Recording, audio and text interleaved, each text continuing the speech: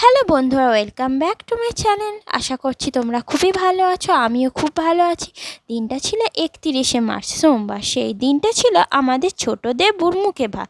চলো দেখে নিই মেনুতে কি কি ছিল সেই দিন পদে। প্রথমেই ছিল স্যালাড, তারপর কুমড়ি, তার সাথে ছিল ভাত আর শাকের তরকারি, তার সাথে ছিল মুগের ডাল। রান্নাগুলো খেতে খুবই সুন্দর হয়েছিল, তাই ভাতটা তাড়াতাড়ি খেয়ে ফেললাম, কারণ এরপর দেবে আমার প্রিয় রাইস, তার সাথে কি বলো তো, চিকেন। হ্যাঁ, খুব সুন্দর হয়েছিল খেতে। তারপর দিল আমের চাটনি, তার সাথে পাঁপড়, কোনো কথাই হবে না।